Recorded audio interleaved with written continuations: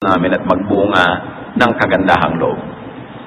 Linisin niyo po kami, turuan, akayin. Ilayo niyo kami sa mga tukso.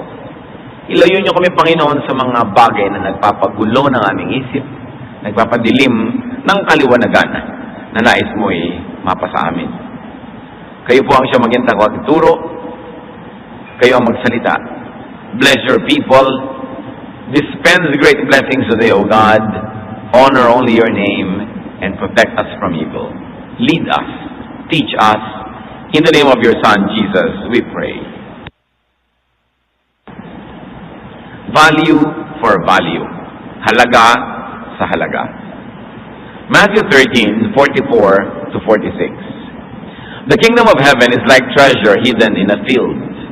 When a man found it, he hid it again, and then in his joy went and sold all he had and bought that field.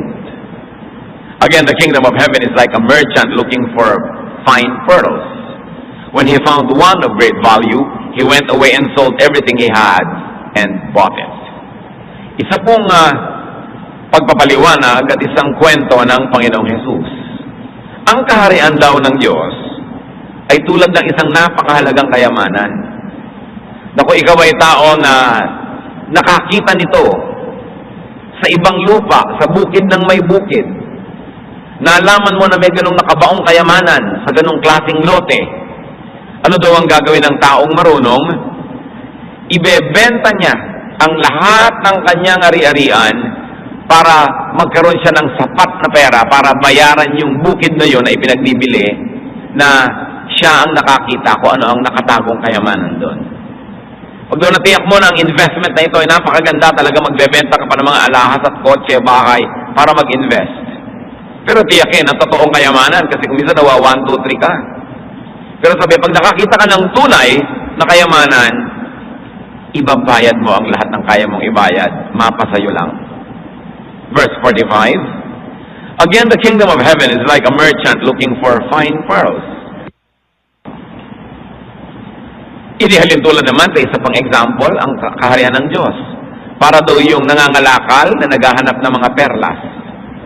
Noong unang panahon, maging hanggang ngayon, may mga mag-aalahas na walang hinahanap kundi yung pinakamamahal, mga bukod tangi na mga perlas.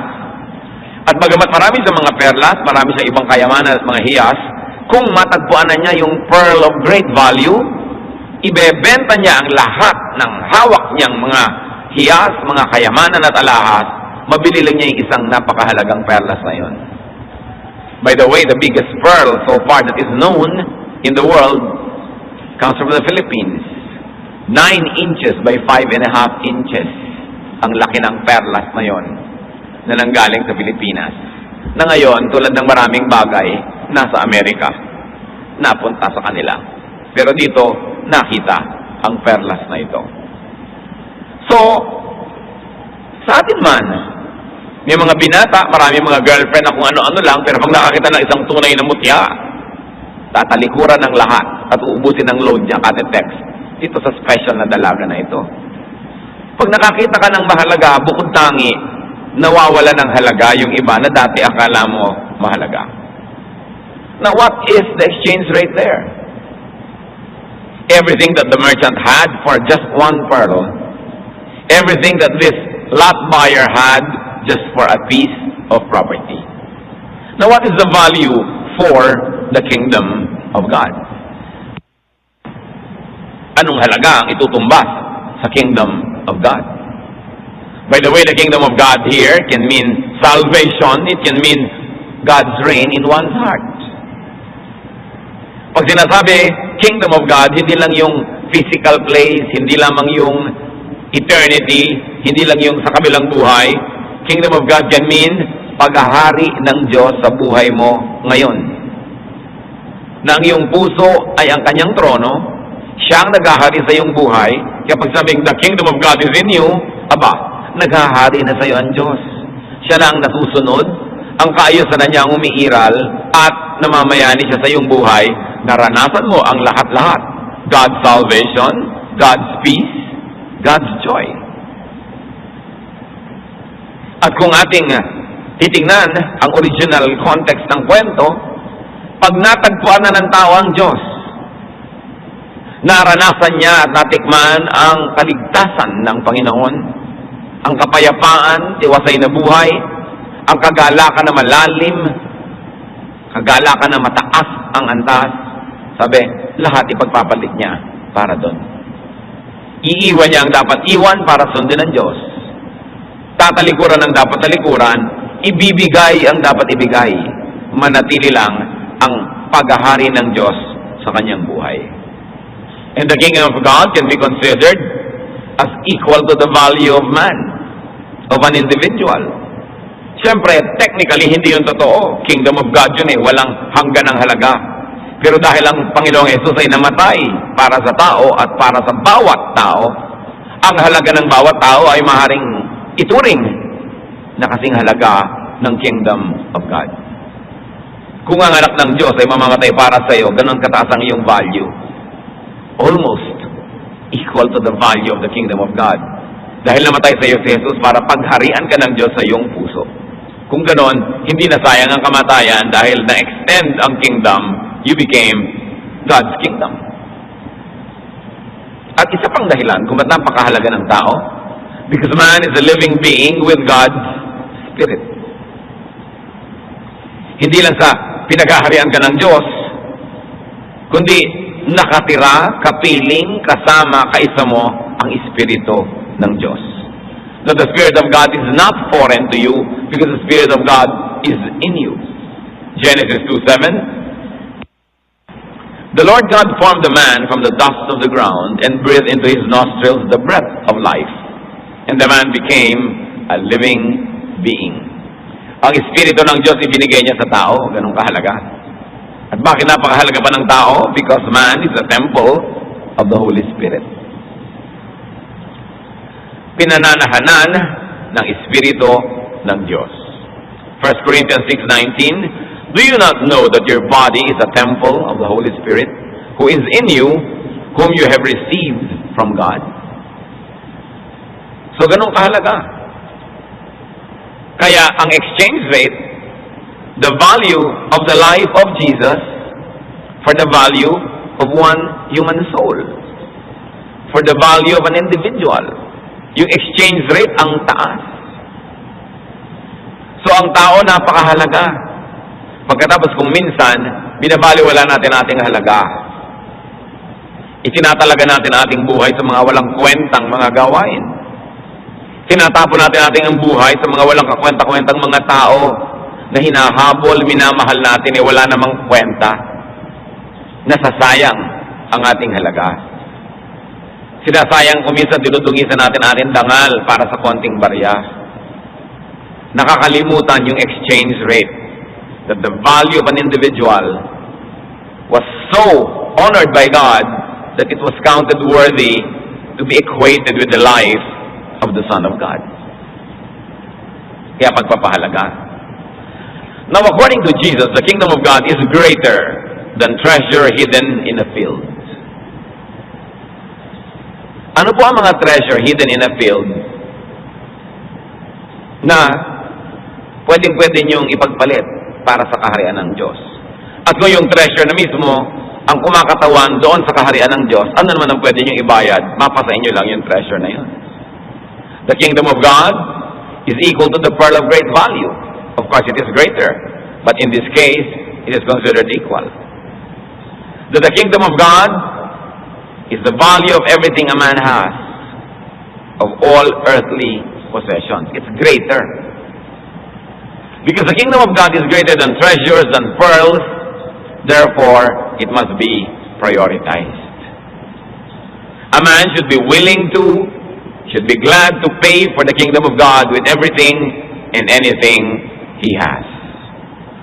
Ano po ang kinakailangan nating isukli, ibigay, itapon, baliwalain para lang bigyan natin ng halaga ang paghahari ng Diyos sa ating buhay?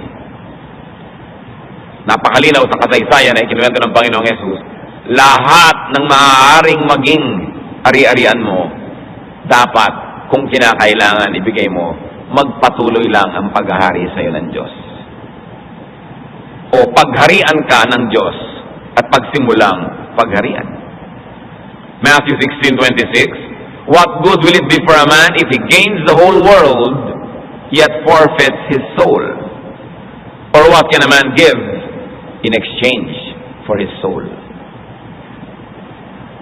Ano daw ba ang katuturan na maging sayo ang buong daigdig at ang lahat ng naron kung ang kaluluwa mo naman ay hindi sayo at napunta kay Satanas?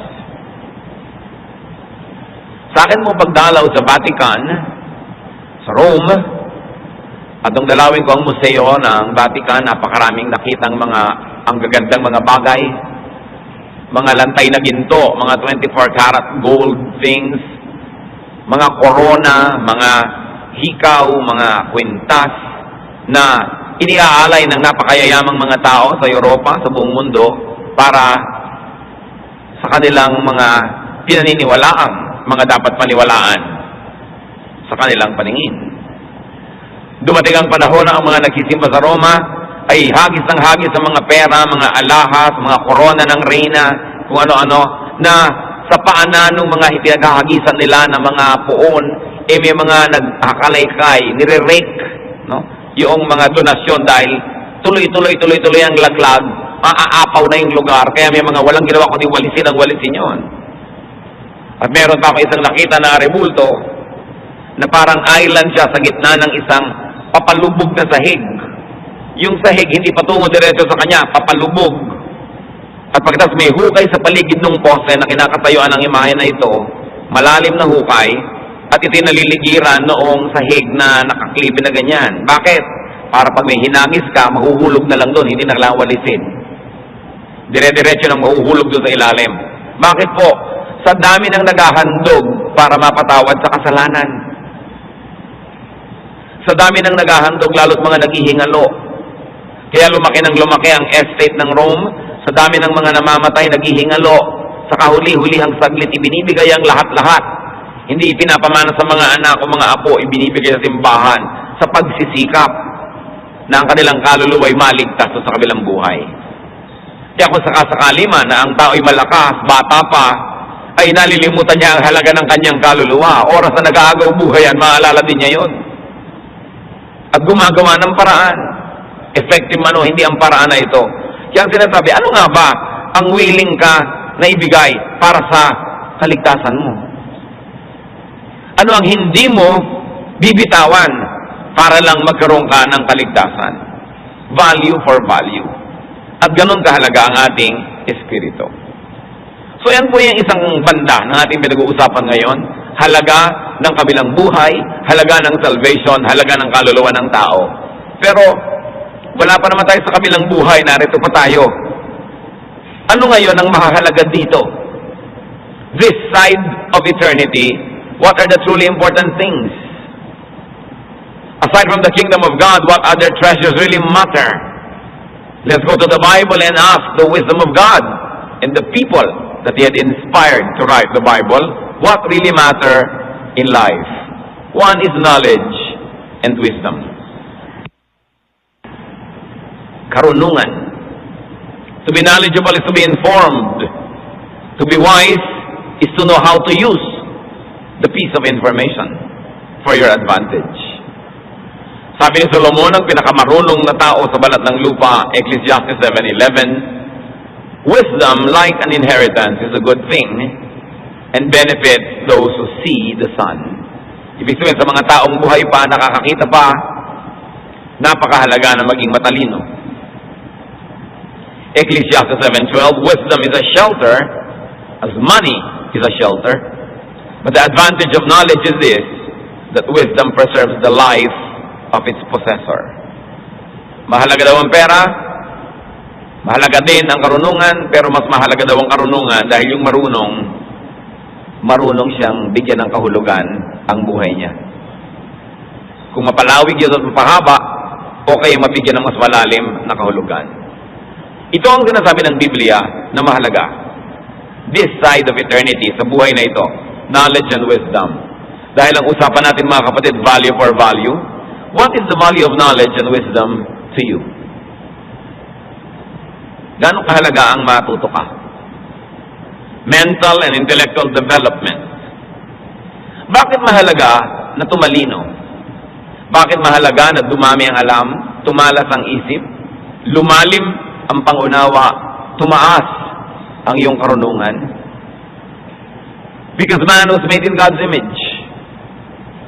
And the closest thing that you can get to God is through the thought. Paano ka lalapit sa Diyos? Paano ka magiging kamukha ng Diyos? Pag lang naunawa mo ang Diyos. Pag naintindihan mo siya, naintindihan mo kung sino ka, at kung gaano kalayo ang agwat mo sa Kanya, at naunawa mo kung paano ka lalapit sa Kanya sa pamamagitan ng pag-iisip, doon mo makikita ang halaga pala na matalino.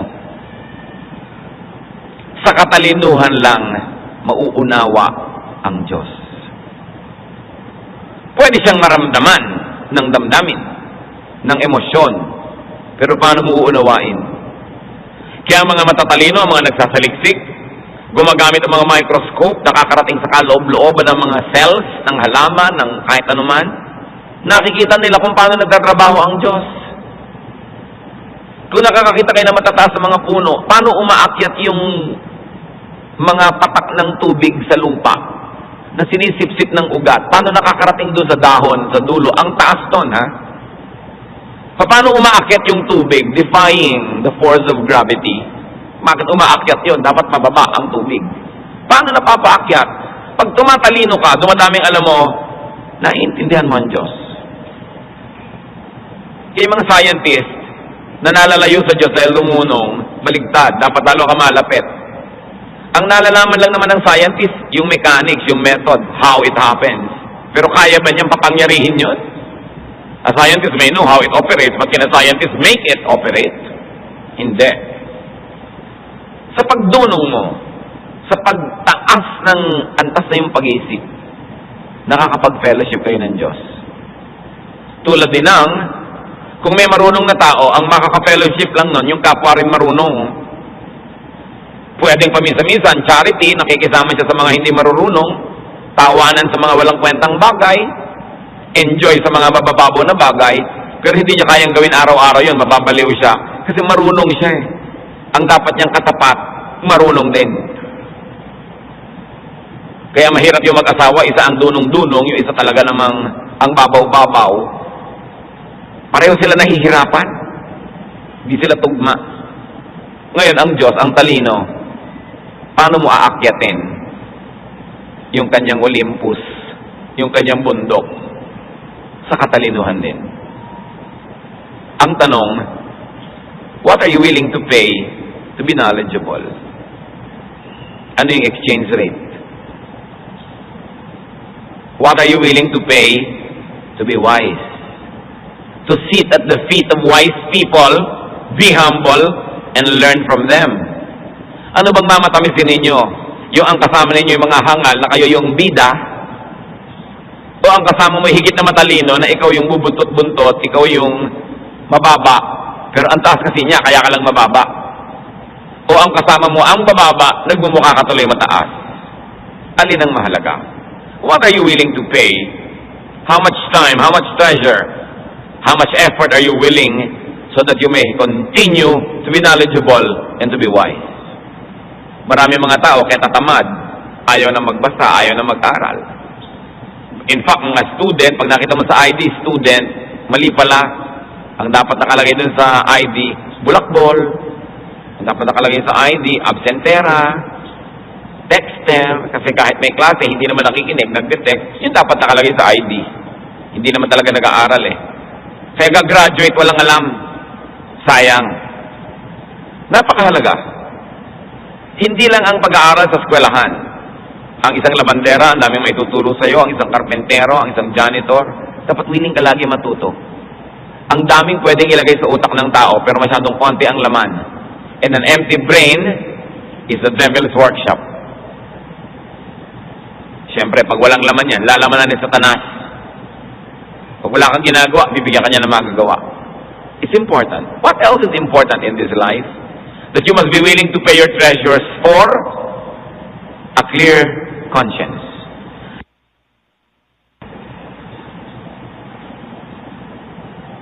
Malinis, tahimik na budhi.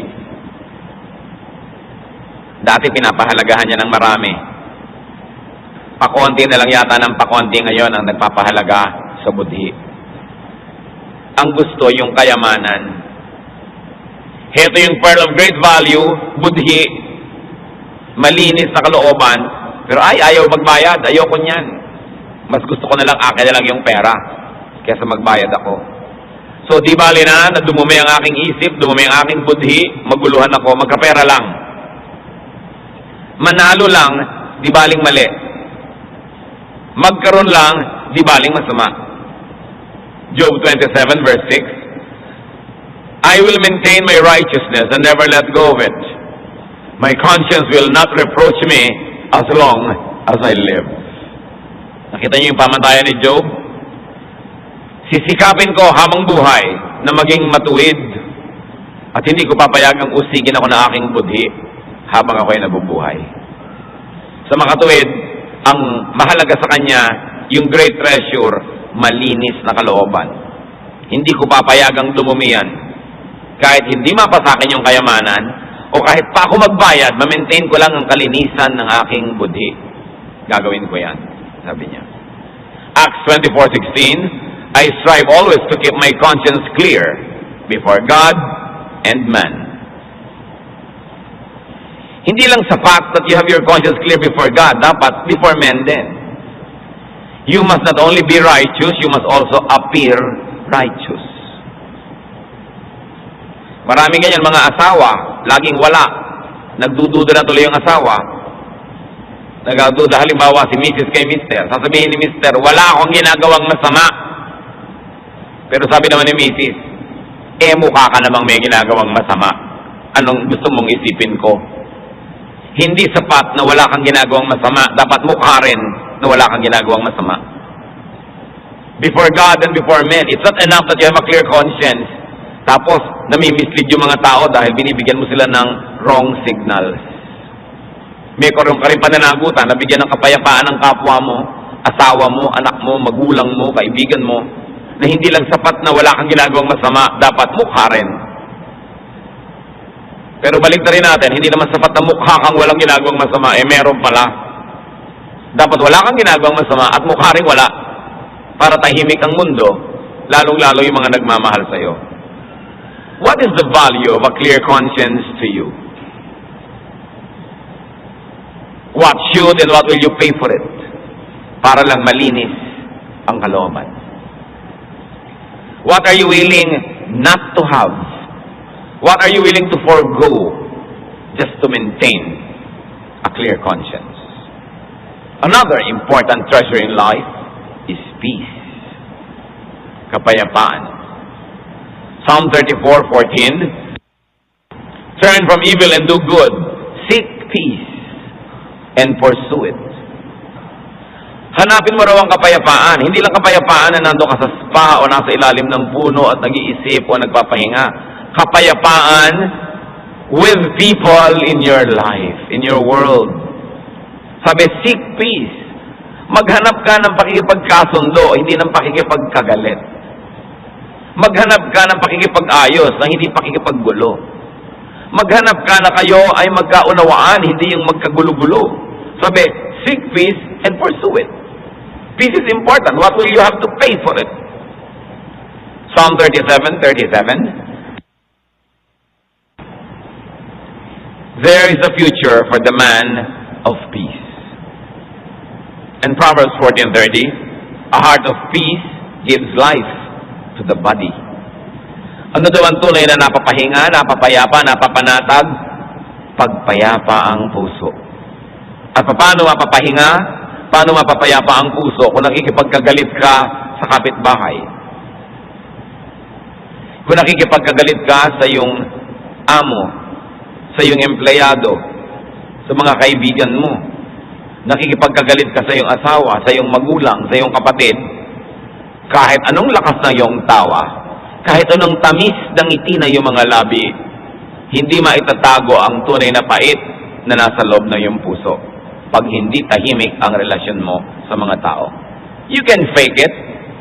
Pwedeng teatro ka, kunwari baliwala, masaya ka lang, cheerful, pero kaya mo bang lokohin ang sarili mong budhi at ang Diyos? Pag hindi tahimik, payapa, maayos ang iyong relasyon sa mga taong nasa paligid mo, hindi ka magkakaroon ng kapayapaan kahit ka umarte. Peace is important. But what is the value of peace to you? Peace of mind, peace with others, and peace with yourself. What should you pay for it? What are you willing to pay just to have peace? Exchange rate yan. Value for value. Kadalasan, para magkaroon ng kapayapaan, kailangan mong ibayad humility. Kahit sa giyera, natatahimik pag meron ng sumuko, o sige na nga, suko na ako, tumahimik na. Pero habang nakikipaglaban ka, hindi ka mapapayapa. Ngayon, siguro yung kaaway, sinasakop ang bansa mo, dapat mong labanan. Pero halimbawa, sarili mong asawa, sarili mong magulang, sarili mong anak, sarili mong kaibigan, dapat mo ba talagang labanan? Dapat ka ba talagang manalo? Napaka-importante bang manalo ka? Mas mahalaga ba na manalo kaysa tahimik ang buhay? Mas mahalaga ba na ma-improve mo na mas matigas ang puso mo na hindi ka susuko magkamatayan na kaysa magkaroon ng kapayapaan? Mas mahalaga ba na manakit ka ng kapwa kaysa sa ikaw na lang ang umako ng mga sakit at sugat at sabihin mong, sige, para matahimik na lang tayo? Gaano karami magkakasama sa bahay ang hindi nag-uusap? Lalo kung kasiping mo pa sa kama, hindi mo kausap. Ang hirap, lagi kang nakaharap doon sa silangan. Pagod ka na sa pagtalikod, hindi ka makaharap. Bakit mo papahirapan ang iyong buhay? Ano ba talaga ang importante? Yabang? Kataasan? Ma-prove mo na ikaw ang tama, pero wala ka namang kakampi, nag-iisa ka sa buhay? O kapayapaan? Do you pay? Are you willing to pay for this treasure, which is peace? Another very important piece of wealth is a good name, a good reputation.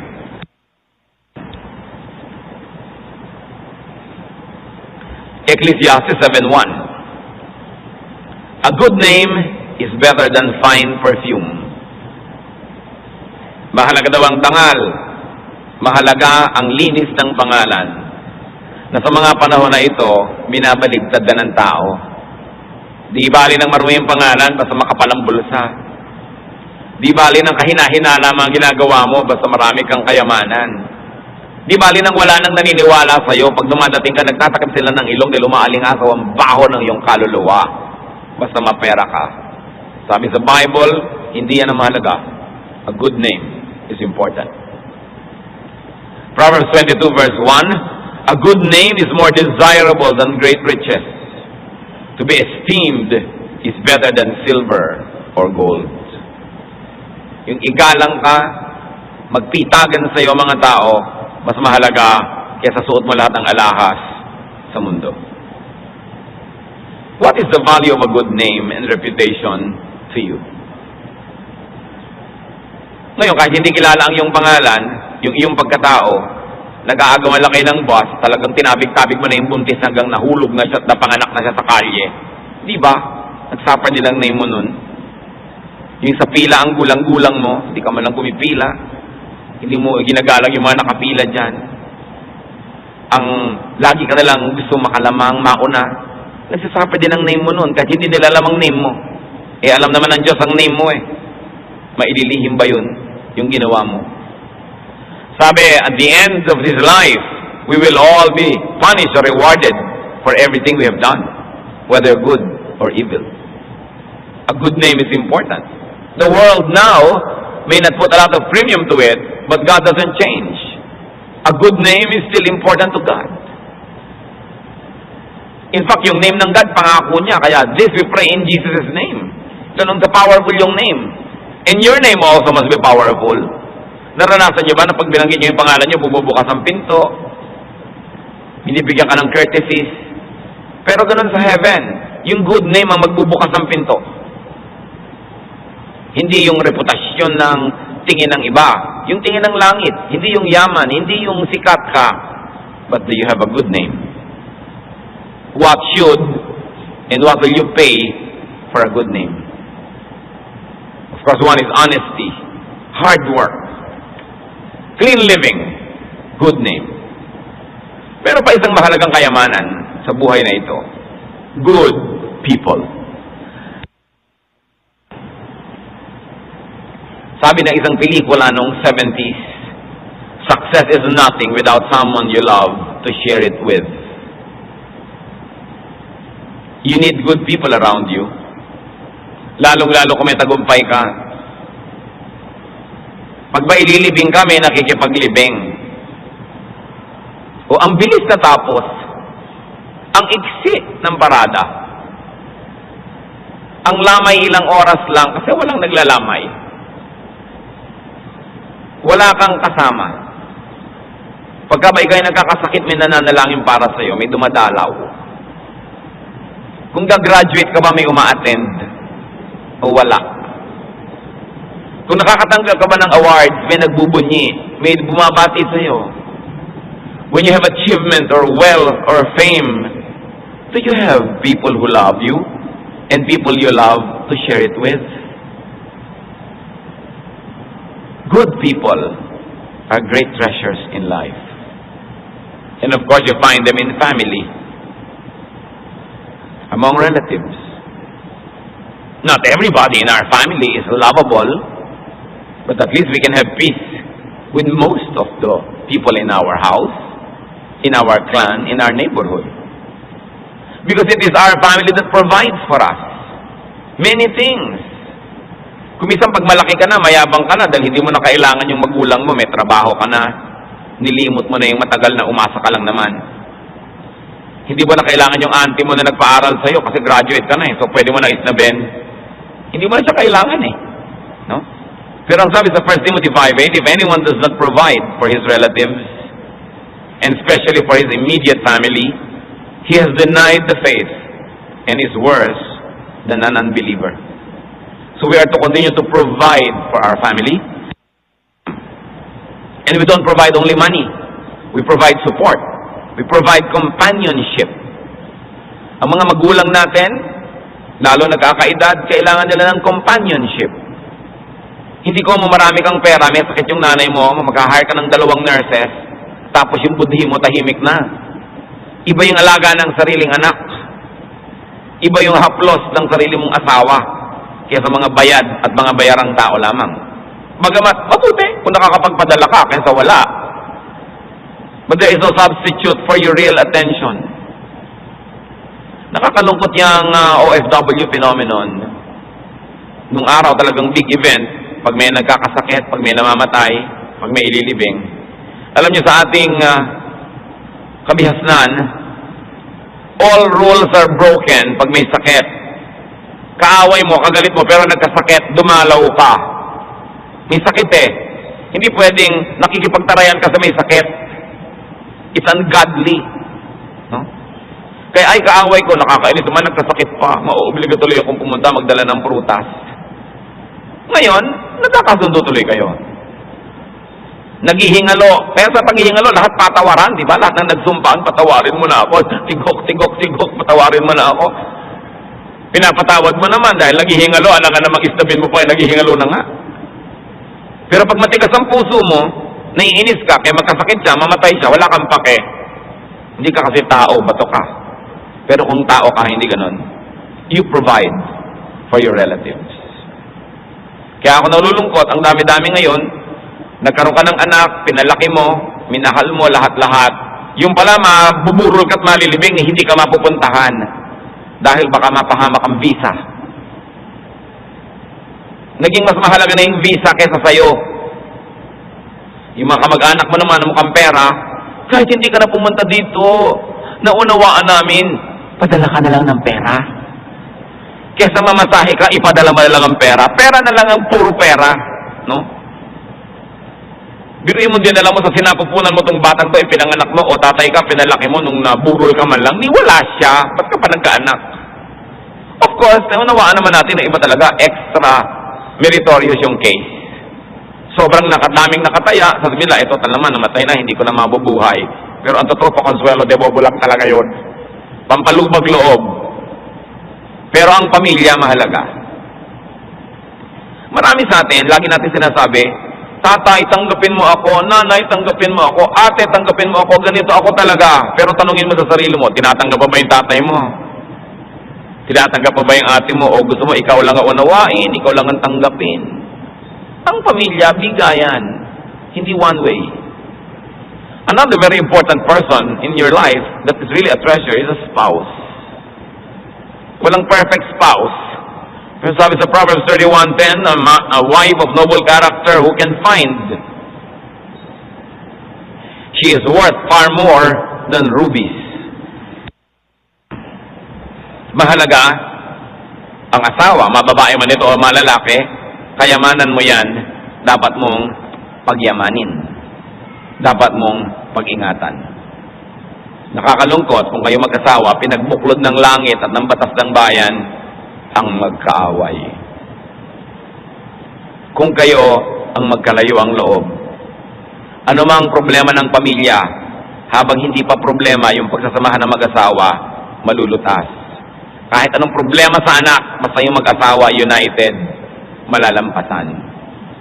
Pero kahit maliit na problema, kung ang may problema yung mag-asawa mismo, na itutumba mga pamilya. Mga may asawa, may pananagutan kayo to consider your spouse precious and to continue to make yourself precious. Para hindi ka lang kino-consider niyang precious, kundi precious ka talaga. Kung kayo ay may kapartner sa buhay, mga kapatid, duty nyo na pataasin ang inyong halaga. Para hindi kayo mahirap mahalin. Para hindi kayo mahirap pahalagahan, dahil mahalaga naman talaga kayo. Hindi nakikipaghalikan sa inyo si Mrs. pero sukang-suka, dahil hindi kayo nagsipilyo 3 araw na. Pero sige pa rin, dahil asawa kayo, pero talagang pikit mata. Hindi ba gagawin din naman yan gagawin? Mabuti na yung ang bango-bango ng alimuayak ng inyong hininga. So pahalagahan mo ang iyong sarili. Physically, intellectually, emotionally, continue to add to your value so that it's easy for those that must love you.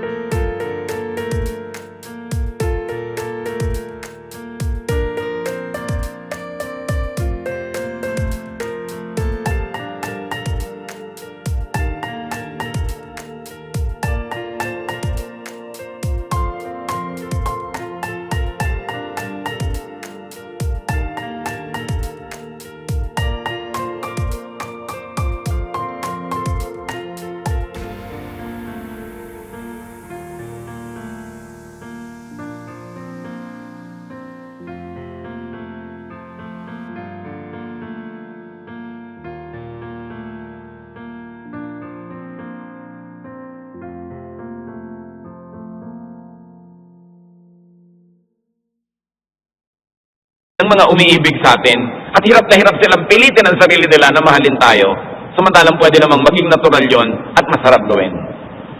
It's your responsibility to people who love you to continue to be lovable.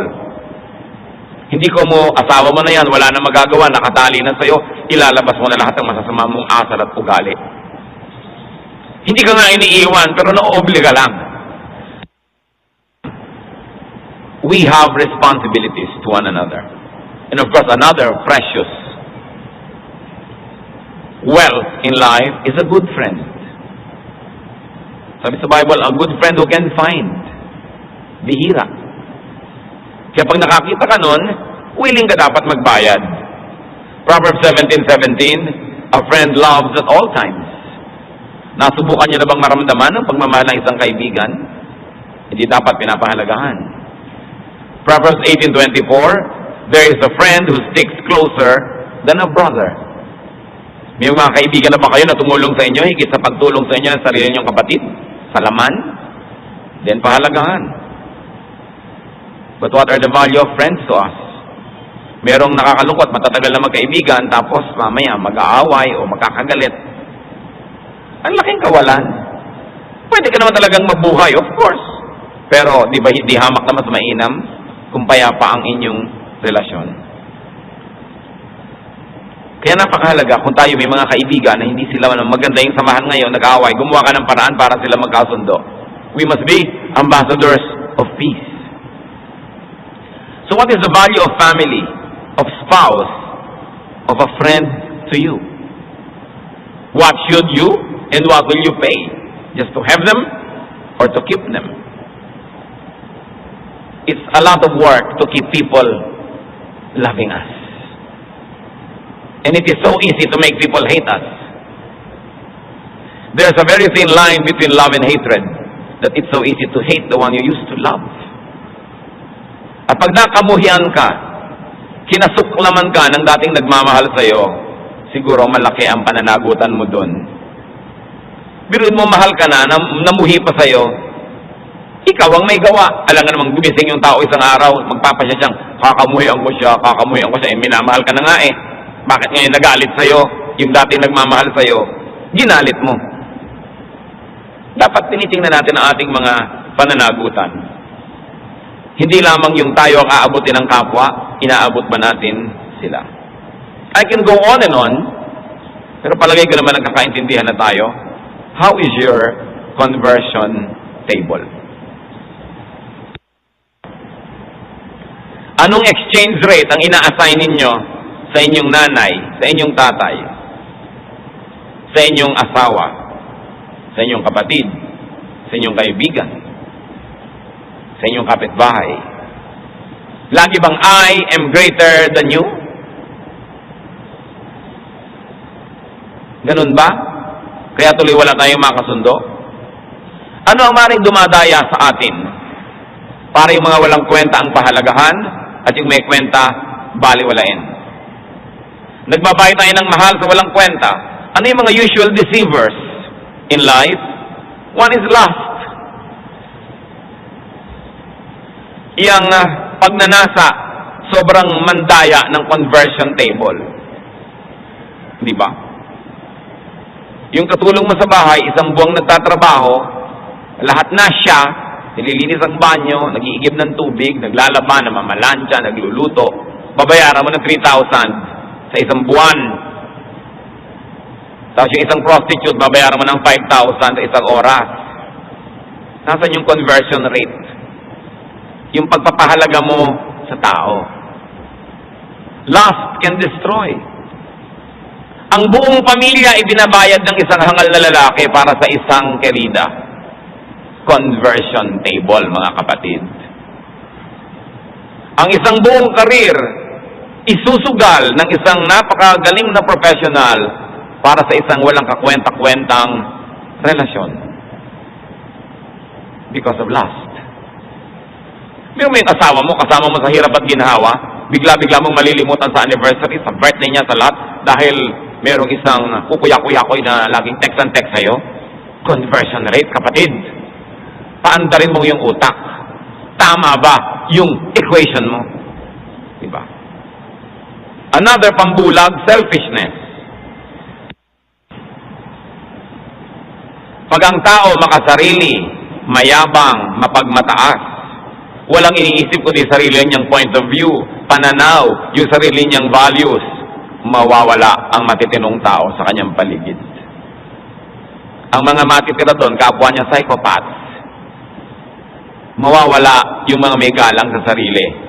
Kasi pag hindi mo iginagalang ang tao, patuloy mo siya hindi iginagalang, titigil na siyang sumama sa'yo. Mawawalan ka ng mga kagalang-galang na kasama. Sinong matitira? The fools who sing hallelujahs to your folly. Yun ang matitira. Isa pa pong pambulag, greed.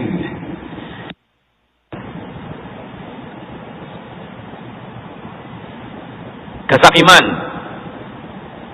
Kung sakim ka sa mana, mauubos ang mga kapatid mo, magagalit sa'yo lahat.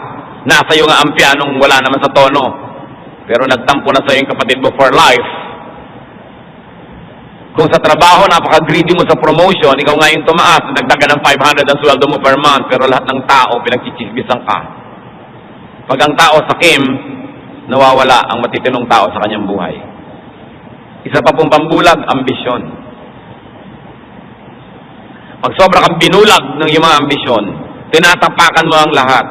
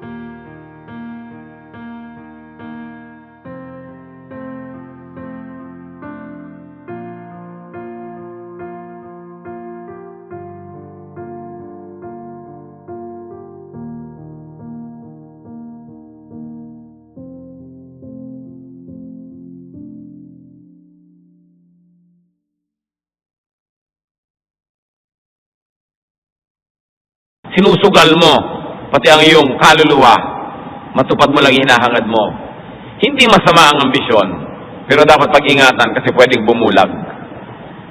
At syempre, isang number 1 pampalayo ng tao sa atin, pride. When we are proud, we lose people. But proud people hardly notice that they are proud. They only think they're reasonable. So kung sa palagay mo, reasonable ka, tingnan mo kung nauubos ang tao sa paligid mo, din malalaman mo, baka naman may problema ako niyan. James 3:16, for where you have envy and selfish ambition, there you find disorder and every evil practice. So what do you value? What do you pay for what you value? Is it a good exchange? Lugi ka ba? O tama ka ba sa iyong mga exchange rates na ginagamit? Aming